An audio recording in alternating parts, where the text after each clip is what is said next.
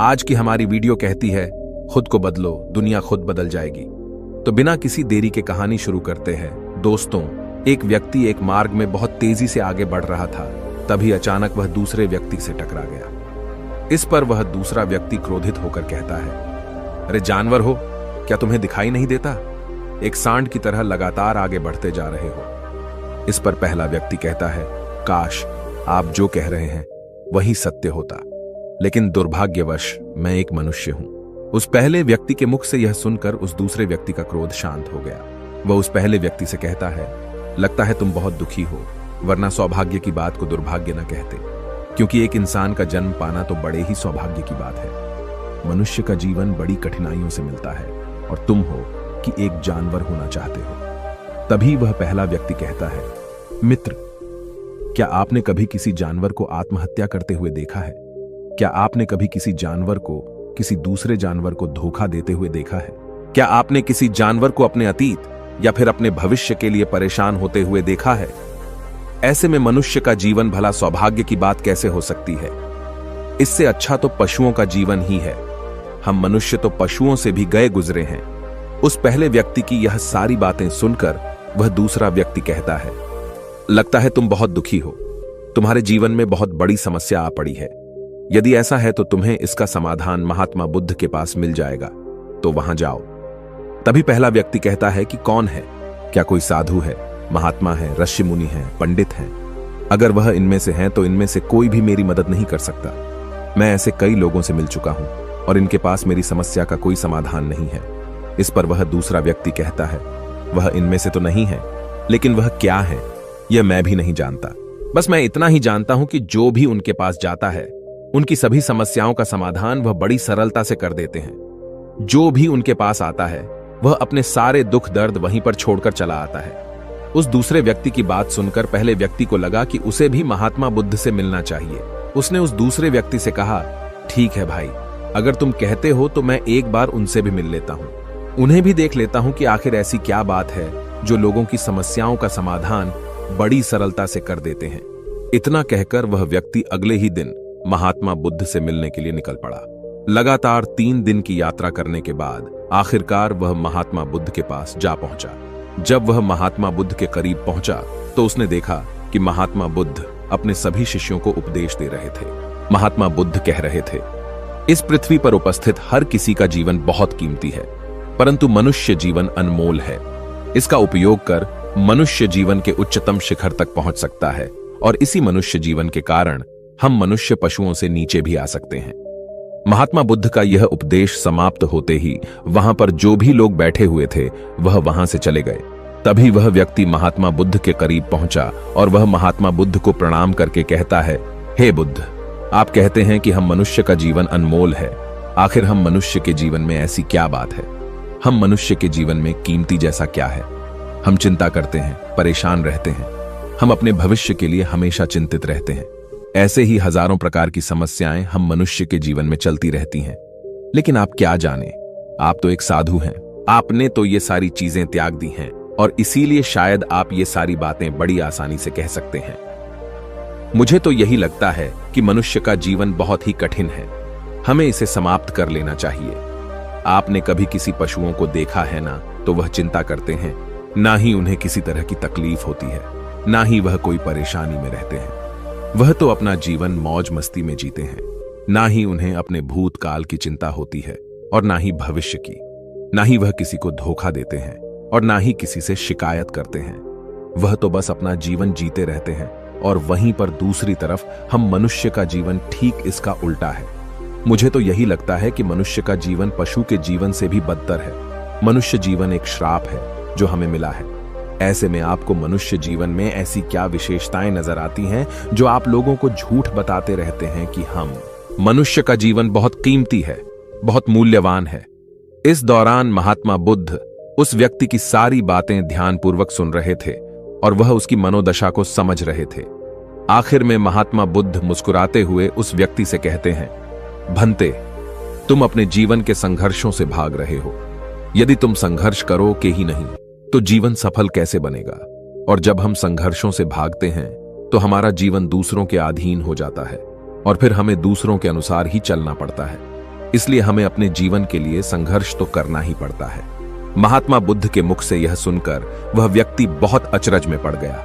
उसने तुरंत ही महात्मा बुद्ध को प्रणाम किया, उनके चरणों में जा गिरा और उनसे कहने लगा, हे बुद्ध, आपको कैसे पता चला कि मैं अपने जीवन में संघर्षों से भाग रहा हूं, उनसे बचना चाहता हूं? मेरे जीवन में जब भी कोई समस्या खड़ी होती है तो मैं उसका सामना नहीं कर पाता, बल्कि मैं उसे छोड़कर भाग जाना चाहता हूं। आगे महात्मा बुद्ध उस व्यक्ति से कहते हैं, तुम्हें लगता है कि पशुओं का जीवन हमसे लाख गुना अच्छा है, क्योंकि वह अपना जीवन खुद समाप्त नहीं कर सकते, क्योंकि वह किसी को धोखा नहीं देते और न ही आने वाले भविष्य की चिंता करते हैं। इसका मतलब यह तो नहीं कि पशुओं के जीवन में कोई संघर्ष नहीं है। पशुओं के जीवन में तो जन्म से लेकर मृत्यु तक संघर्ष ही होता है।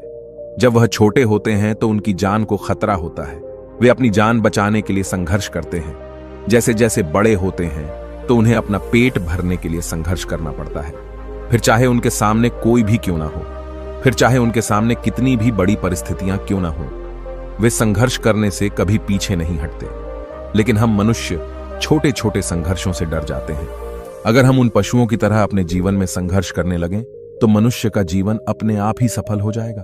इतना संघर्ष अगर एक मनुष्य अपने जीवन में कर ले तो वह जो चाहता है वह कर सकता है, उसे पा सकता है।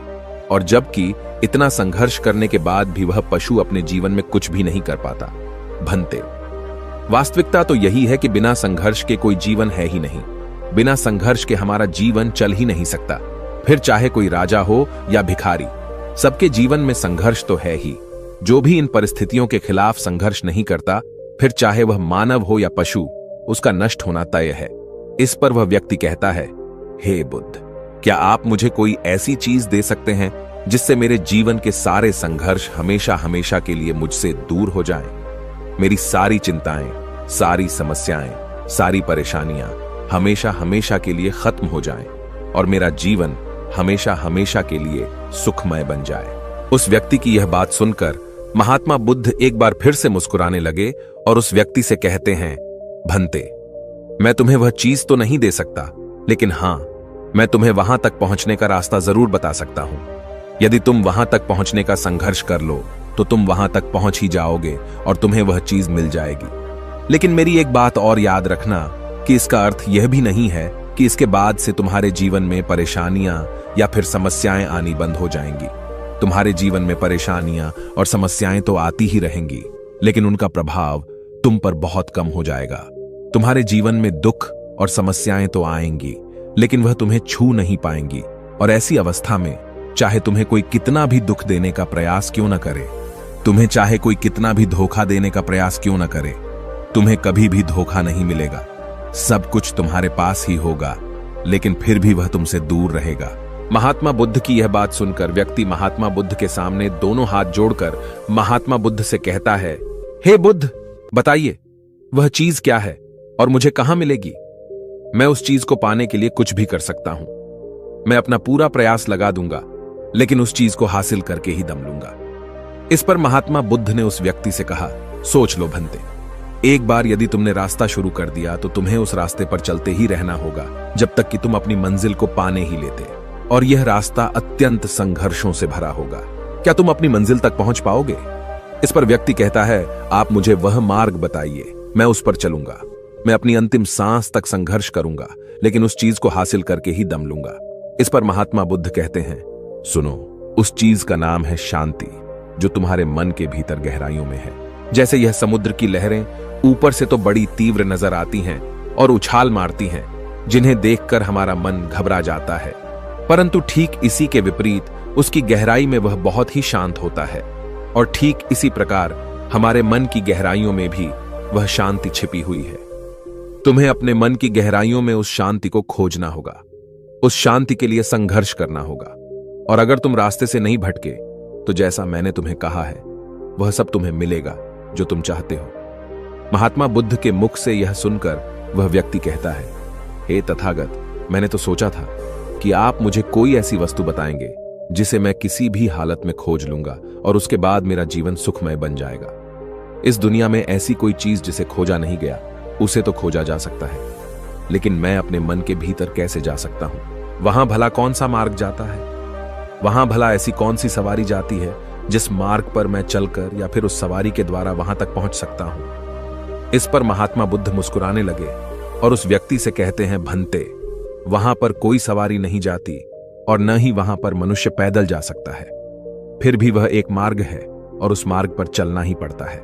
इस पर वह व्यक्ति कहता है, हे बुद्ध, तो आप मुझे बताइए, मैं उस मार्ग पर चलकर कैसे अपने मन के भीतर की उस शांति को खोज सकता हूं। इस पर महात्मा बुद्ध ने कहा, इस दुनिया में सबसे शक्तिशाली क्या है? इसका जवाब देते हुए वह व्यक्ति कहता है, हे बुद्ध, इस दुनिया में सबसे शक्तिशाली चक्रवर्ती सम्राट है, जिसके पास असीम शक्ति है, जिसके पास सब कुछ है, उसके पास किसी चीज की कोई कमी नहीं। इसके जवाब में महात्मा बुद्ध कहते हैं, नहीं, इस दुनिया में सबसे शक्तिशाली चीज है इच्छा, और यही इच्छा इस दुनिया को चला रही है। जो कोई भी कुछ भी कर रहा है वह उसकी इच्छा का ही परिणाम है, उसका कर्म है, सब कुछ उसकी इच्छा के अनुसार ही चल रहा है। जहां तक बात है एक चक्रवर्ती सम्राट की, तो एक इच्छा एक चक्रवर्ती सम्राट को भी धूल में मिटा सकती है, और वहीं पर उसी के विपरीत एक इच्छा एक आम इंसान को भी एक चक्रवर्ती सम्राट बनाने में सक्षम है। इस दुनिया में जो कोई भी है, जहां कहीं भी है, जिस किसी भी परिस्थिति में है, वह उसकी इच्छा के अनुसार ही है, वह उसकी इच्छा का परिणाम ही है। अपनी इच्छा के बल पर मनुष्य इस जीवन में कुछ भी कर सकता है, लेकिन एक वास्तविकता यह भी है कि मनुष्य अपनी इच्छा पर नियंत्रण नहीं कर पाता, जिस कारण उसके जीवन में वह सब भी घटित होता रहता है जिसकी वह चाहत नहीं रखता। हमारे मन की बुरी इच्छाएं हमारी तरफ बुरी चीजों को खींचती हैं, इसलिए इच्छा बहुत सोच समझकर करनी चाहिए। हमें अपने जीवन में क्या चाहिए, यह केवल हम अपनी इच्छा से ही निर्धारित कर सकते हैं। इस पर वह व्यक्ति कहता है, हे बुद्ध, तो क्या मैं अगर यह इच्छा करूं कि मुझे अपने मन की भीतर की शांति मिल जाए, तो क्या वह मुझे मिल जाएगी? तभी महात्मा बुद्ध कहते हैं, भंते, इस दुनिया में सबसे शक्तिशाली इच्छा अवश्य ही है, परंतु फिर भी मनुष्य न जाने अपने जीवन में तरह तरह की इच्छाएं पालता है, लेकिन वह सारी इच्छाएं उसकी पूर्ण नहीं हो पाती। जानते हो क्यों? क्योंकि उस इच्छा को पूरा करने के लिए एक और चीज की आवश्यकता पड़ती है, और वह एक चीज की कमी मनुष्य के जीवन में हमेशा बनी रहती है। क्या तुम उसके बारे में जानते हो? इस पर वह व्यक्ति कहता है, नहीं बुद्ध, मैं नहीं जानता। वह क्या चीज है?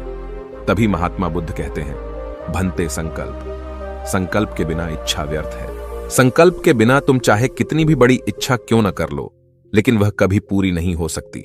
संकल्प जितना मजबूत होगा, तुम्हारी इच्छा भी पूरी होने की संभावना उतनी ही अधिक होगी, और संकल्प जितना कमजोर होगा, तुम्हारी इच्छा भी उतनी ही कमजोर होगी। इस पर वह व्यक्ति महात्मा बुद्ध से कहता है, हे बुद्ध, तो इसका अर्थ यह हुआ कि यदि मुझे शांति पाने की इच्छा है और मैं इसे पाने के लिए दृढ़ संकल्प करूं, तो क्या मुझे वह शांति मिल जाएगी? तभी महात्मा बुद्ध कहते हैं, भंते, संकल्प भले ही इच्छा को शक्ति प्रदान करता है, परंतु इच्छा और दृढ़ संकल्प होने के बाद भी व्यक्ति अपने मंजिल तक पहुंच नहीं पाता, क्योंकि वह राह में भटक जाता है और फिर थक हार कर वह अपने संकल्प को त्याग देता है और अपनी इच्छाओं को छोड़ देता है। क्या तुम जानते हो ऐसा क्यों होता है? इस पर वह व्यक्ति कहता है, हे बुद्ध, मुझे नहीं पता। तभी महात्मा बुद्ध कहते हैं, क्योंकि किसी भी मार्ग पर चलने के लिए उस मार्ग के ज्ञान का होना बहुत आवश्यक है, और यह ज्ञान हमें उस मार्ग पर चलकर ही मिल सकता है ना कि केवल बैठकर सोचने से। और जब हम उस मार्ग पर चलते हैं तो हमें छोटी मोटी दिक्कतें, समस्याएं, परेशानियां आती ही रहती हैं, और हम उन छोटी छोटी समस्याओं में फंसकर रह जाते हैं और हमारा संकल्प टूट जाता है। हमारी इच्छा उन छोटी छोटी समस्याओं के सामने कमजोर पड़ जाती है और हम उन समस्याओं के सामने घुटने टेक देते हैं, हार मान लेते हैं, और हमारा पूरा का पूरा जीवन फिर उन्हीं समस्याओं के इर्द गिर्द घूमता रह जाता है और हमारा पूरा जीवन वहीं पर समाप्त हो जाता है।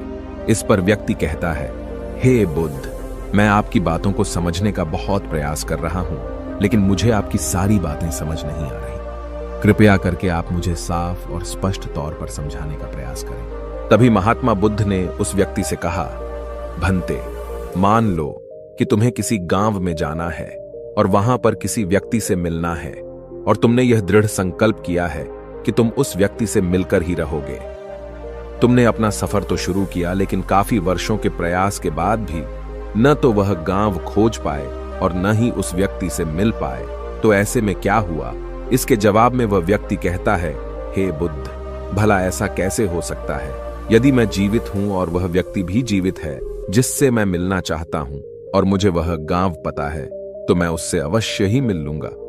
तभी महात्मा बुद्ध कहते हैं, भंते, तुम्हें उस गांव का नाम पता है और तुम्हें जिसे मिलना है उसका नाम भी तुम्हें पता है, पर तुम्हें यह नहीं पता कि गांव किस दिशा में है। तो ऐसे में तुम कौन सा मार्ग पकड़ोगे और किस मार्ग पर आगे बढ़ोगे?